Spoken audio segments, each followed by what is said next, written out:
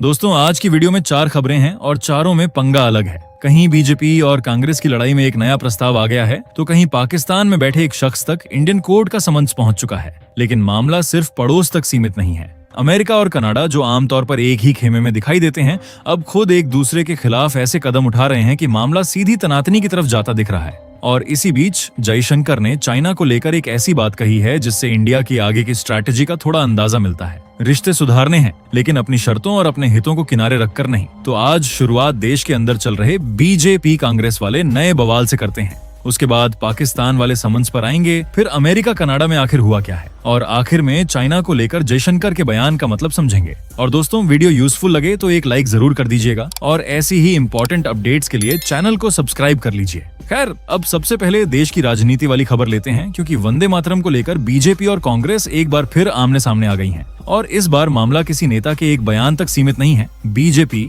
बाकायदा 10 पॉइंट्स का प्रपोजल पास करके इसे नेशन वाइड पॉलिटिकल इश्यू बनाने की तैयारी में है। पूरा विवाद शुरू हुआ कांग्रेस वर्किंग कमेटी के 19 अगस्त वाले फैसले से। कांग्रेस ने अपने पुराने 1937 के स्टैंड को दोहराते हुए तय किया कि पार्टी के कार्यक्रमों में वंदे मातरम के शुरुआती 2 श्लोक ही गाए जाएंगे। बस इसी फैसले को बीजेपी ने पकड़ लिया है। बीजेपी का कहना है कि आजादी से पहले लिया गया फैसला आज 2026 में दोबारा लागू करने का क्या मतलब है। पार्टी ने अपने प्रपोजल में साफ किया है कि वह वंदे मातरम के पूर्ण स्वरूप, उसकी गरिमा और राष्ट्रीय विरासत के साथ किसी तरह का समझौता स्वीकार नहीं करेगी। इस विवाद में 15 अगस्त का एक वाकया भी अब खूब उछाला जा रहा है। बीजेपी का आरोप है कि जब कांग्रेस हेडक्वार्टर्स में इंडिपेंडेंस डे का कार्यक्रम चल रहा था, तब वंदे मातरम के 2 श्लोक पूरे होने के बाद सोनिया गांधी ने वहीं रुकने का इशारा किया। संबित पात्रा ने इसी घटना को लेकर प्रेस कॉन्फ्रेंस की और राहुल गांधी तथा सोनिया गांधी की मौजूदगी पर सवाल उठाते हुए कांग्रेस के फैसले को देश की एकता से जोड़ दिया। इसके बाद अमित शाह भी सीधे मैदान में उतर गए। उन्होंने CWC के फैसले को राष्ट्र विरोधी बताते हुए आरोप लगाया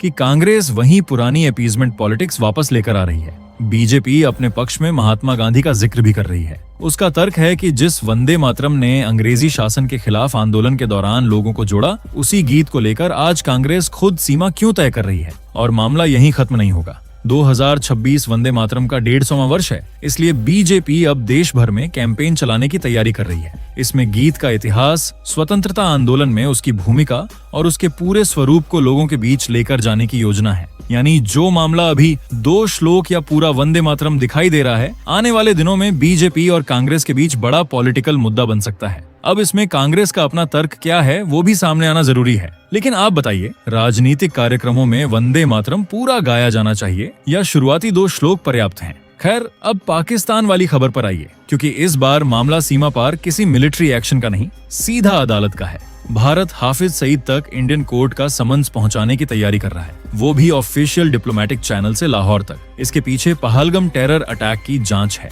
NIA ने जुलाई 2026 में जो सप्लीमेंट्री चार्जशीट दाखिल की थी, उसमें हफीज सईद का नाम भी शामिल किया गया। इसके बाद NIA की स्पेशल कोर्ट ने उसके खिलाफ नॉन बेलेबल वारंट जारी किया और अब अगला कदम है उसे फॉर्मली कोर्ट के सामने पेश होने का मौका देना। अब आप कहेंगे, हाफिज सईद पाकिस्तान में बैठा है, तो इंडियन कोर्ट का समन्स भेजने से होगा क्या? यही असली कानूनी खेल है। भारत पहले पेपर वर्क और लीगल प्रोसीजर पूरा करना चाहता है। यानी कल को हाफिज सईद अदालत में नहीं आता तो ये नहीं कहा जा सके कि उसे अपना पक्ष रखने या कोर्ट में पेश होने का मौका ही नहीं दिया गया। समन्स डिप्लोमेटिक रूट से भेजा जाएगा। इसके बावजूद अगर वह प्रोसीडिंग्स में शामिल नहीं होता और जरूरी कानूनी शर्तें पूरी हो जाती हैं, तो उसे प्रोक्लेम्ड ऑफेंडर घोषित करने और उसकी गैर मौजूदगी में ट्रायल आगे बढ़ाने का रास्ता खुल सकता है। नए क्रिमिनल लॉज में इसकी व्यवस्था मौजूद है। भारतीय नागरिक सुरक्षा संहिता की सेक्शन 356 कुछ कंडीशंस पूरी होने पर प्रोक्लेम्ड ऑफेंडर के खिलाफ उसकी अनुपस्थिति में ट्रायल और जजमेंट तक की प्रक्रिया की अनुमति देती है।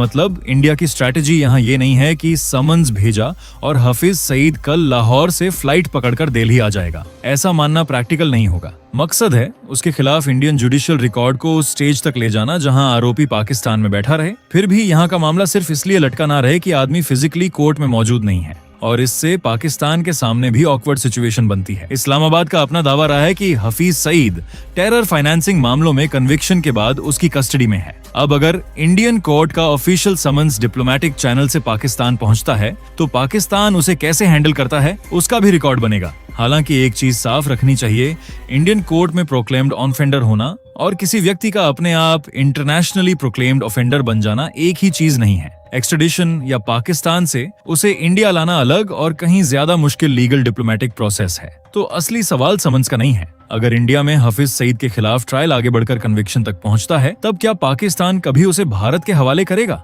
आपको लगता है ऐसा प्रैक्टिकली हो सकता है, हाँ या ना? अब अगली खबर में अमेरिका और कनाडा के बीच मामला काफी बिगड़ चुका है। ये दोनों कोई सामान्य पड़ोसी देश नहीं है। दशकों से इनका व्यापार, सप्लाई चेन और कारोबार एक दूसरे से जुड़ा हुआ है। लेकिन अब हालत ये है कि दोनों एक दूसरे के सामान पर भारी टैरिफ लगाकर सीधा आर्थिक जवाब देने पर उतर आए हैं। अमेरिका ने कनाडा से आने वाले करीब $20 अरब के सामान पर 50% टैरिफ लगा दिया है और कनाडा ने भी साफ कर दिया है कि इस बार वो सिर्फ नाराजगी वाला बयान देकर चुप नहीं बैठेगा। प्रधानमंत्री मार्क कार्नी ने कहा है कि अमेरिका जितने डॉलर का नुकसान कनाडाई व्यापार को पहुंचाएगा, कनाडा भी उसी हिसाब से अमेरिकी सामान पर जवाबी कार्रवाई करेगा। यानी मामला अब डॉलर के बदले डॉलर तक पहुंच चुका है। वैसे आखिरी समय तक कोशिश चल रही थी कि किसी तरह टकराव टाल दिया जाए। डोनाल्ड ट्रंप ने बातचीत के लिए समय सीमा को 3 दिन आगे भी बढ़ाया था, लेकिन इन 3 दिनों में भी दोनों किसी नतीजे पर नहीं पहुंच पाए। सबसे बड़ा पेंच स्टील, एल्यूमिनियम, गाड़ियों और लकड़ी को लेकर फंसा। कनाडा चाहता था कि अमेरिका इन सेक्टर्स में उसे कुछ राहत दे, जबकि अमेरिकी पक्ष इसके लिए तैयार नहीं हुआ और डील टूटने के बाद अब दोनों एक दूसरे को जिम्मेदार बता रहे हैं। कनाडा के प्रधानमंत्री मार्क कार्नी का आरोप है कि अमेरिका ने बिल्कुल आखिरी वक्त पर अपनी शर्तें बदल दी और ऐसी मांगें सामने रख दी जिन्हें स्वीकार करना कनाडा के लिए फायदे का सौदा नहीं था। दूसरी तरफ अमेरिकी अधिकारियों की कहानी बिल्कुल उल्टी है। उनका कहना है कि बातचीत आगे बढ़ चुकी थी, लेकिन कनाडा ने ऐन मौके पर कुछ अतिरिक्त रियायतें मांग लीं और वहीं से पूरा मामला खराब हुआ। अब चाहे गलती किसी की भी रही हो, कीमत दोनों तरफ के कारोबार को चुकानी पड़ेगी, क्योंकि ये टैरिफ किसी एक दो चीज पर नहीं है। हॉकी स्टिक्स से लेकर मेडिकल इस्तेमाल में आने वाले टंग डिप्रेसर्स तक कई तरह का कनाडाई सामान इसकी चपेट में आ गया है। और यहाँ एक बात समझना जरूरी है, अमेरिका और कनाडा के रिश्ते ऐसे नहीं हैं कि आज टैरिफ लगाया और कल भूल गए। दोनों देशों के बीच बहुत बड़ी मात्रा में सामान और सेवाओं का लेन देन होता है। पिछले साल दोनों ने एक दूसरे को करीब $80 अरब के सामान और सेवाएं बेची थीं। इतना ही नहीं, हजारों कनाडाई और अमेरिकी नागरिक बॉर्डर के दूसरी तरफ जाकर काम करते हैं। यानी दोनों की अर्थव्यवस्था कई जगह एक दूसरे में ऐसी फंसी हुई है कि एक देश दूसरे को चोट पहुंचाएगा तो उसका कुछ असर घूमकर अपने ऊपर भी आएगा।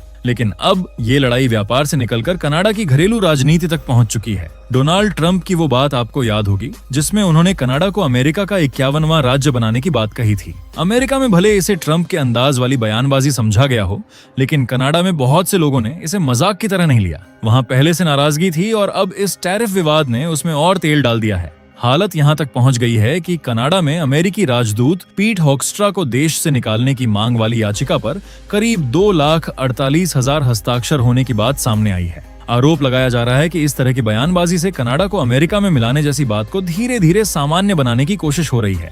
मार्क कार्नी भी अब भाषा संभालकर बोलने के मूड में दिखाई नहीं दे रहे। उनका कहना है कि अमेरिका बदल चुका है और अमेरिका कनाडा के पुराने रिश्ते जिस रूप में पहले थे, शायद अब वहां वापस नहीं जाया जा सकता। अब दोस्तों, यहीं से इस पूरी खबर में भारत वाला एंगल शुरू होता है। देखिए, अमेरिका और कनाडा कल से एक दूसरे के दुश्मन नहीं बन जाएंगे। दोनों की अर्थव्यवस्था इतनी जुड़ी हुई है कि सारे रिश्ते तोड़ देना आसान भी नहीं है। लेकिन अगर कनाडा को यह महसूस होने लगे कि अमेरिका के ऊपर जरूरत से ज्यादा निर्भर रहना उसके लिए खतरा बन सकता है, तो स्वाभाविक रूप से वो नए बाजार और नए व्यापारिक साझेदार तलाशेगा और यहाँ भारत को मौका मिल सकता है। कनाडा के पास एनर्जी से लेकर खनिज, कृषि और कई दूसरे सेक्टर्स में भारत के साथ व्यापार बढ़ाने की गुंजाइश है। भारत खुद एक बहुत बड़ा बाजार है, इसलिए अगर कनाडा अमेरिका पर अपनी व्यापारिक निर्भरता थोड़ी भी कम करने की कोशिश करता है, तो भारत उन देशों में जरूर होगा जिनकी तरफ उसकी नजर जा सकती है। लेकिन कहानी का दूसरा हिस्सा अमेरिका है। अमेरिका खुद कई सालों से कोशिश कर रहा है कि महत्वपूर्ण सप्लाई चेन के मामले में चीन के ऊपर उसकी निर्भरता कम हो, और अगर एक तरफ चीन से दूरी बनानी है और दूसरी तरफ कनाडा जैसे पुराने सहयोगी के साथ भी व्यापारिक झगड़ा खड़ा हो रहा है,